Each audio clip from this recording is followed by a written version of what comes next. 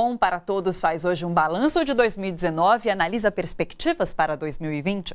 Estamos no estúdio com o economista e assessor sindical Igor Grabois e o editor-chefe do Brasil de Fato, Daniel Giovanazzi.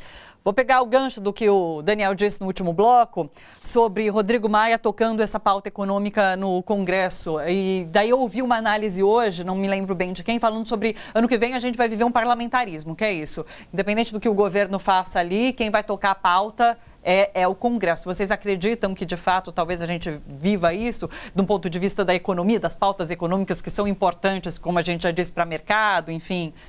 Eles têm uma pauta econômica que não é só uma pauta do ponto de vista do mercado financeiro, né? Privatização, previdência, né? Mas ela é mais ampla, ela está envolvendo, inclusive, questões de propriedade da terra, ou seja, uma pauta muito ampla. E nisso, o Rodrigo Maia e o Paulo Guedes, com alguma modulação, eles tendem a concordar, né? Então, privatização absoluta, destruição de todos os mecanismos de proteção social, essa pauta está no Congresso. Por exemplo, reforma tributária, que começa a se discutir agora, que é uma pauta importantíssima, mas que essa não é mais sair complicada. Essa é mais complicada, né? Porque aí os interesses são muitos. Sim. Tem uma coisa que tem acontecido desde daquela a lei da responsabilidade fiscal. Ela tem um nome bonito, né? Que você é contra essa lei, você é contra a responsabilidade fiscal, né? Ela tem um nome bonito, mas ela destruiu a federação. Ela acabou com a autonomia financeira, com a autonomia administrativa dos estados e dos municípios. Então, uma reforma tributária, ela tem essa dificuldade que ela vai envolver. Primeiro, quais os entes federativos vão ganhar e vão perder com a reforma tributária? Essa é a primeira questão. A segunda questão é quais os setores econômicos vão ganhar e vão perder com a reforma tributária. Então essa não tem consenso. Por isso que ela não saiu até hoje. Sim. Na Previdência é fácil, né? Tira dos aposentados, tira dos trabalhadores, e aí não mexe com esses interesses. Agora, essa pauta legislativa, ela tem um fator imponderável, que é se o povo vai para a rua ou não vai. Né? Aqueles deputados, a maioria deles, né, vamos dizer assim, você tem uns 130, 140 deputados num campo político progressista, né, preocupado com o Brasil, tem, vamos dizer assim, umas 100 pessoas, 120 pessoas ideológicas da direita, e tem uns 300 que sempre foi assim, né, que votam de acordo com os ventos. Né? Mas, Igor, daí não querendo ser pessimista, mas já sendo um pouco, a reforma da Previdência, a população foi para a rua, fez atos, e a reforma passou. Olha, a reforma passou. Né? No final eles conseguiram, inclusive no dia da votação saiu uma pesquisa do Datafolha contrariando todas as pesquisas anteriores, né? De se estranhar. Que a população era contra, sim, mas dizia assim, antes era 80% e passou para 54%, eles deram uma maceteada na pesquisa, né? Não digo de falsificar números, mas da forma que faz a pergunta, a gente sabe como é que a pesquisa é feita. Né? Mas foi muito pouco. Foi muito pouco, a gente não fez a greve geral, que foi muito insuficiente, né? Então, o tipo de luta que se exige nesse momento é muito mais ampla. Nós não estamos lidando com um governo normal.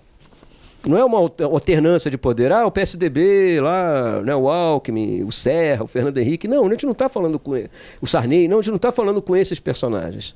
Nós estamos vendo na nossa frente o envolvimento do presidente da República, do governador do estado do Rio de Janeiro, com o crime organizado no Rio de Janeiro. Sim. Com o crime organizado.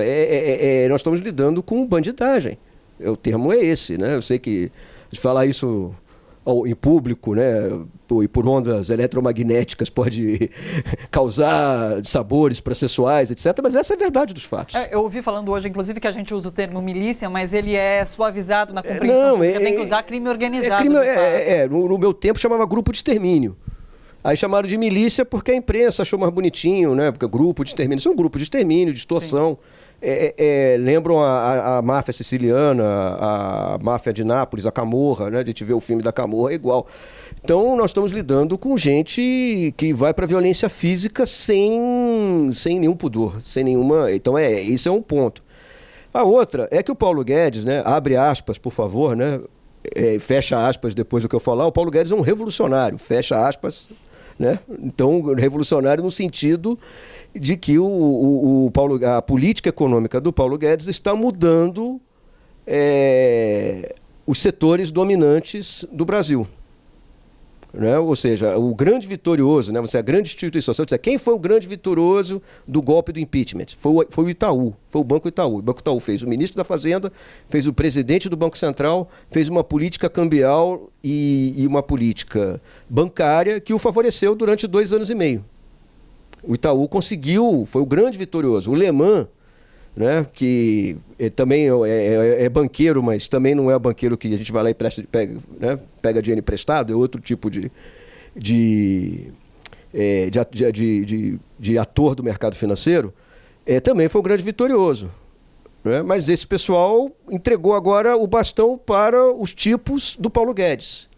Vamos dizer assim, aquele povo da Faria Lima, que até virou... Faria Limers, né? Sim. Até tem lá um cidadão dizendo que era paulo-guedista e não bolsonarista, apesar de ter votado no Bolsonaro.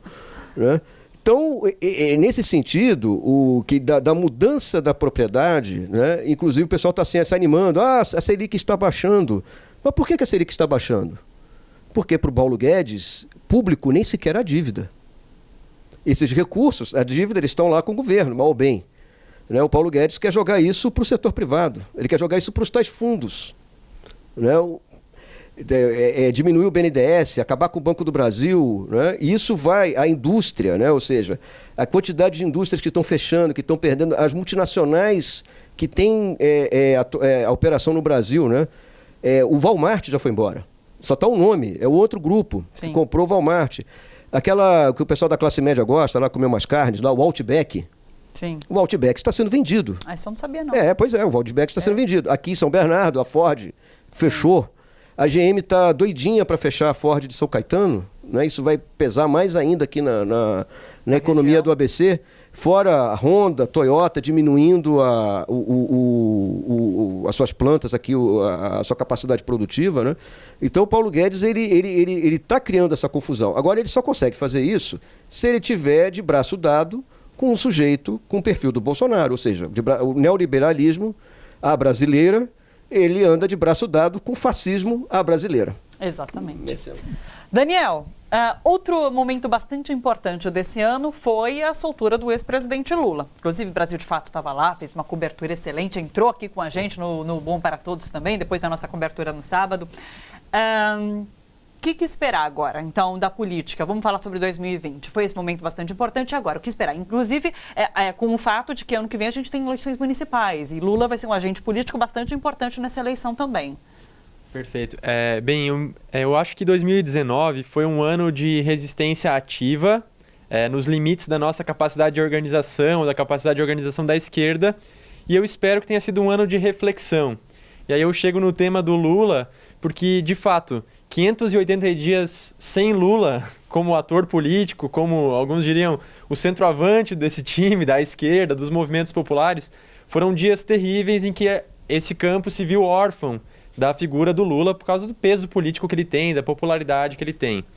Então, que pena que não conseguimos nos organizar como imaginávamos sem o Lula fisicamente, enfim, transitando, fazendo suas caravanas, o seu discurso e tal. Agora, por outro lado, que bom que esse campo conta com uma figura do peso do Lula, porque pensar 2020, iniciar o ano com o Lula solto, já descansado, porque eu imagino que essas semanas que passaram foram umas semanas de repouso, de descanso, de reencontrar amigos, enfim.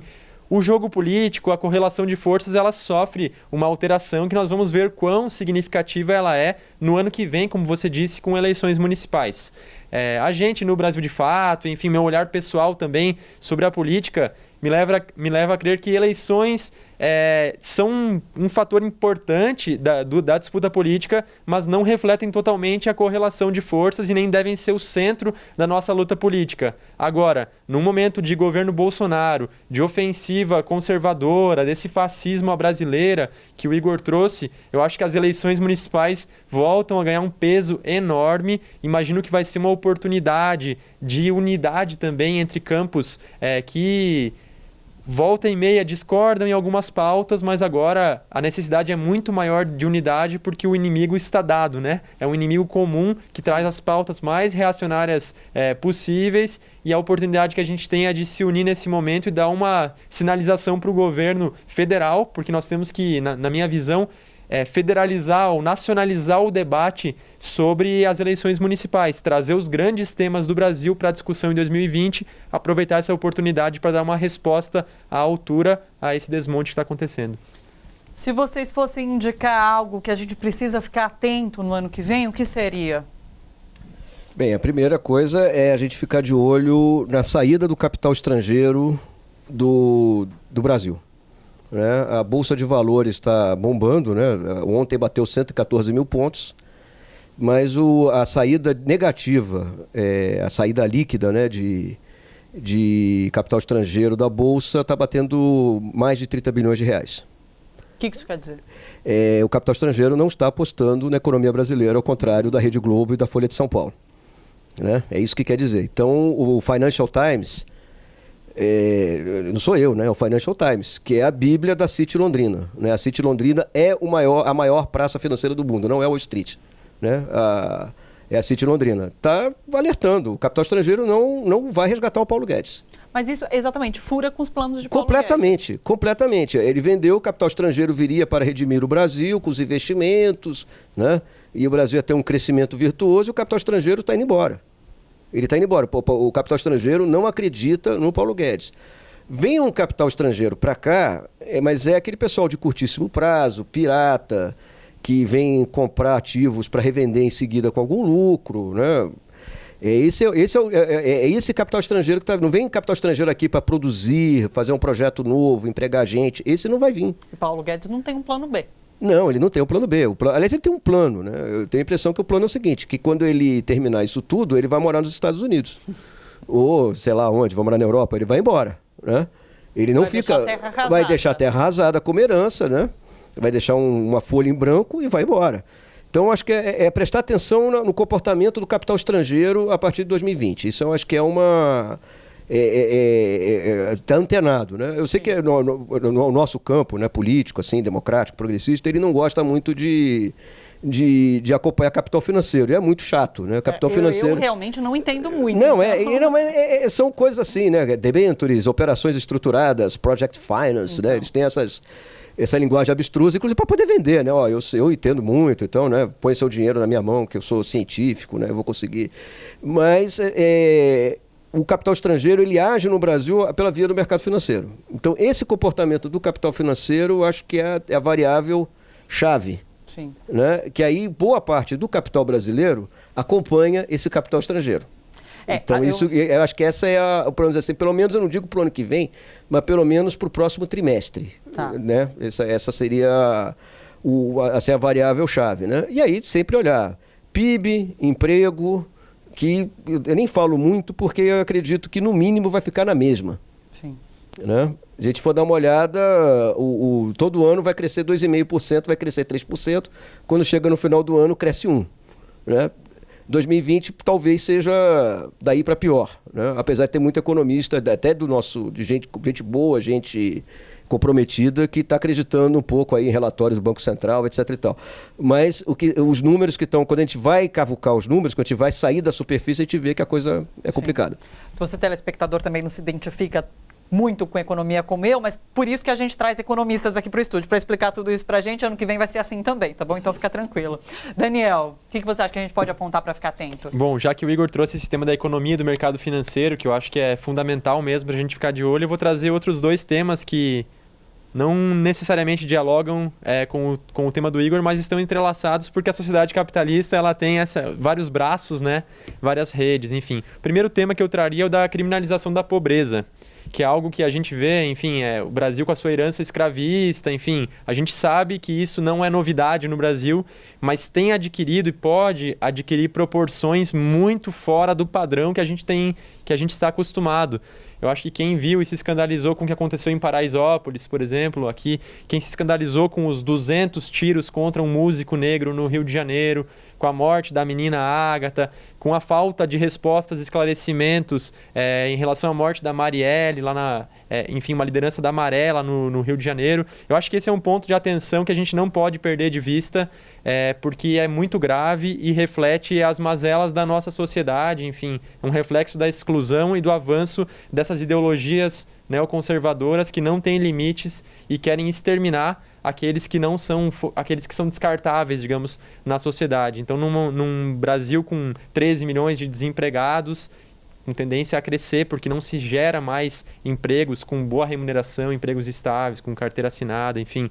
Eu acho que isso tende a crescer e as PMs estão, lamentavelmente, imbuídas desse espírito de extermínio mesmo. Isso é muito triste. Então, acho que esse é um ponto de atenção muito importante. Tem a ver também com indígenas sem terra, não só no meio urbano, mas também nos rincões do Brasil. No Maranhão, nós tivemos 4 indígenas Guajajara mortos em um período de 1 ou 2 meses, Sim. Agora recentemente.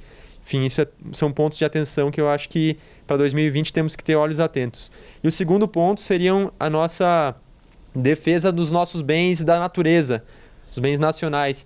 Então tem a ver com a questão ambiental, a Amazônia, a gente viu todas as queimadas que rolaram esse ano e tal, mas tem a ver com algo ainda mais perverso, que é água, terra, minérios e o custo da exploração desse extrativismo que ele estava falando, que o Igor trouxe para a gente, que está puxando de alguma forma o crescimento do Brasil, com um custo socioambiental altíssimo, que precisa ser olhado com todo o carinho. Enfim, eu acho que a gente precisa reconhecer quais são os valores, o que faz o Brasil grande, e são os seus trabalhadores, por isso eu trago a criminalização como um problema, e são as suas riquezas naturais que podem, de alguma forma, garantir o nosso futuro e estão sendo vendidas, estão sendo entregues, estão sendo desprotegidas por esse governo. Importantíssimo tudo isso que vocês disseram. Acho que para os nossos telespectadores fica esse aviso, fica esse alerta. Quero agradecer demais a participação de vocês aqui. Obrigada, Daniel, pela parceria da Brasil de Fato esse ano aqui também com o Bom para Todos. Você veio aqui, entrou para a gente assim pela internet. Muito obrigada pela parceria. Igor, foi um prazer recebê-lo. Espero você mais vezes ano que vem aqui no Bom para Todos também. Obrigada, pessoal. Obrigado a vocês. Obrigado. Deixa eu ver, olha, é o seguinte. Bom para Todos vai fazer uma pausa agora, então. A nossa equipe vai sair de férias e a gente volta lá para o final de janeiro com o programa ao vivo. Mas durante esse tempo que a gente fica fora, o Bom para Todos vai continuar sendo exibido com reprises. Então a gente separou os melhores programas, assim, entrevistas fantásticas de pessoas incríveis que passaram aqui por esse estúdio e você vai conferir. Inclusive, a gente deixou as análises dos jornalistas que sempre iniciam aqui o Bom para Todos para você relembrar alguns fatos importantes desse ano e poder reavivar isso na memória, ver as análises que foram feitas naquele momento, o que mudou de lá para cá. Então, tudo isso você vai poder conferir sempre às 3 horas da tarde ao vivo e às 11 horas da noite na reprise da reprise. Tá bom? Então, fica ligado. Pessoal, muito obrigada pela companhia esse ano. Vocês foram fundamentais. A nossa audiência foi fundamental para a nossa permanência, para o nosso estabelecimento aqui do Bom para Todos na TVT. Então, quero agradecer demais. Desejo para todo mundo um ano de 2020 de muita saúde e de leveza, porque esse ano foi um ano difícil, foi um ano pesado. Então, assim, que pelo menos a gente siga com um pouco mais de leveza, mais aguerridos e na resistência. E a gente vai estar aqui sempre que você precisar ouvir um outro ponto de vista ou quiser melhores análises ou análises um pouco mais diferentes do que roda por aí. Sintoniza na TVT, no Bom para Todos ou na internet, é só entrar no /Rede TVT que a gente vai estar aqui. Então é isso, esse é o nosso amparo. Pessoal, muito obrigada, de verdade. Feliz Natal, feliz Ano Novo, Bom para Todos fica por aqui. Bom final de ano e um ótimo 2020 para vocês todos. Até janeiro de 2020. Tchau, tchau.